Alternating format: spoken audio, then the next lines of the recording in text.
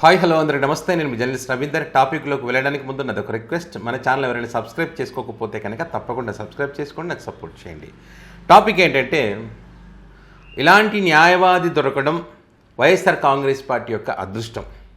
ఎందుకంటే ఈ కూటమి ఎలాంటి కేసులు పెడుతుంది, ఎలాంటి వేధింపులకు పాల్పడుతుంది, ఈ వేధింపులు కేసులు పెట్టడం వల్ల వైసీపీ క్యాడర్ అంతా కూడా చిన్న భిన్నమయ్యేటువంటి అవకాశం ఉంది. పని చేయడానికి కూడా, అంటే పార్టీలో యాక్టివ్ పని చేయడానికి ముందుకు రారు.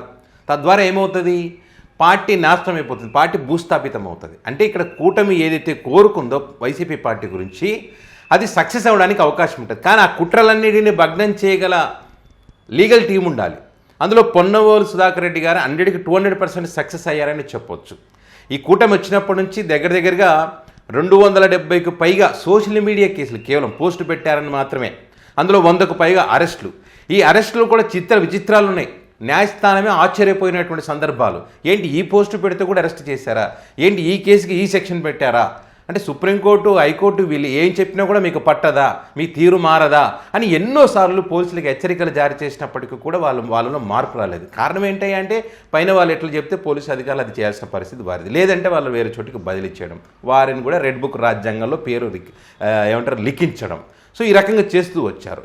సో ఇప్పుడు వాళ్ళు ఎన్ని చేసినా ఏం చేసినా కూడా పొన్నవోలు సుధాకర్ రెడ్డి గారు వారి టీం అంతా కూడా పార్టీ క్యాడర్ని కాపాడుకుంటున్నారు. వారికి ధైర్యాన్ని ఇస్తూ ఉన్నారు. ఆర్థికంగా, లీగల్గా, అన్ని రకాలుగా మేము ఉన్నామని చెప్పి భరోసా కల్పిస్తున్నారు. కాబట్టి మొదట్లో భయపడినటువంటి క్యాడరు తర్వాత భయపడ్డ మనసు ఏముంది, ఇంతకంటే ఏం చేస్తారు, అరెస్ట్ చేస్తారు, 2 రోజులు తిప్పుతారు, కనిపించకుండా చేస్తారు.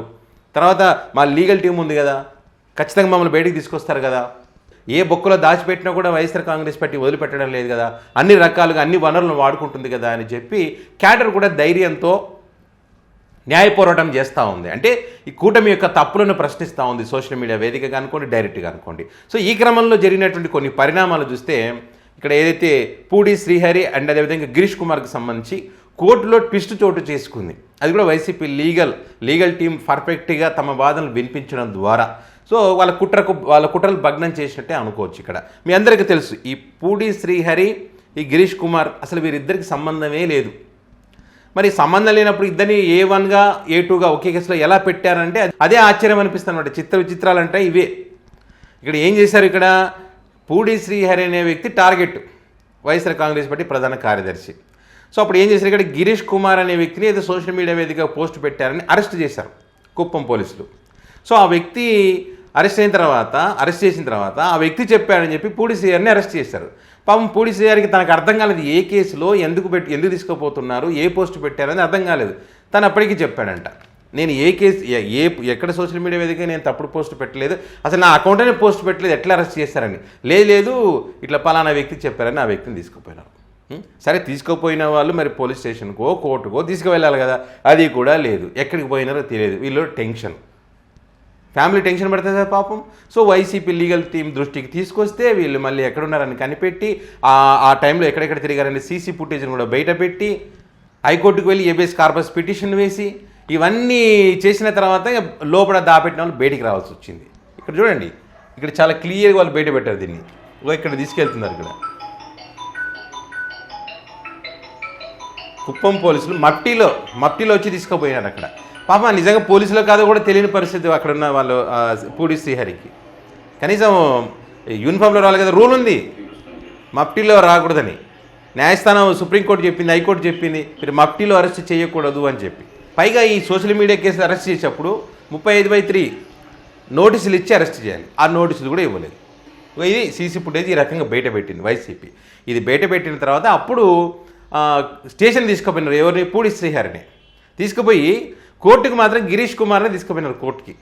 అక్కడ ఏమైంది, ఈ గిరీష్ కుమార్ని కోర్టు తీసుకుపోయిన తర్వాత ఈ పొన్నవోలు సుధాకర్ రెడ్డి గారు మరి తన కష్టం ఫలించిందని చెప్పొచ్చు. తనకు కష్టపడుతున్నారు ఈ విషయంలో, ఈ వాళ్ళని కాపాడే విషయంలో ఎలాంటి డౌట్ ఇది చూసిన తర్వాత అదే అనిపించింది నాకైతే. ఎందుకంటే ఎక్కడో కుప్పం ఉంటుంది, వీళ్ళు ఎక్కడో ఉంటారు, ఇక్కడ నుంచి అక్కడికి పోవాలి, సరైన వాదనలు వినిపిస్తేనే బయటికి రాగలుగుతారు, లేకపోతే మళ్ళీ రిమాండ్కి పంపిస్తారు. కాబట్టి మరి ఆ పొన్నవోలు గారు అక్కడికి వెళ్ళడం, వాళ్ళ టీం అంతా అక్కడికి వెళ్ళడం, కుప్పంలో సరైనటువంటి వాదనలు అంటే ఇక్కడ వ్యవస్థీకృతమైనటువంటి నేరాలలో పెట్టేటువంటి సెక్షన్లు ఈ సోషల్ మీడియా వేదికగా పోస్ట్ పెట్టారని పెడతా ఉన్నారు. ఈ అంశాన్ని బలంగా వినిపించారు. మఫ్టీలో వెళ్ళడం కూడా తప్పు, మఫ్టీలో వెళ్ళి అరెస్ట్ చేయడం, నోటీసులు ఇవ్వకపోవడం మరొక తప్పు. సో ఇట్లా కొన్ని విలువైనటువంటి కీలకమైనటువంటి న్యాయపరమైనటువంటి అంశాలను అక్కడ ప్రస్తావించడం ద్వారా మరి అక్కడ న్యాయమూర్తి వాటిని గ్రహించి వాటితో ఏకీభవించి గిరీష్ కుమార్కు బెయిల్ ఇవ్వడం జరిగింది. అంటే వాళ్ళ కుట్రలు భగ్నమైనవి.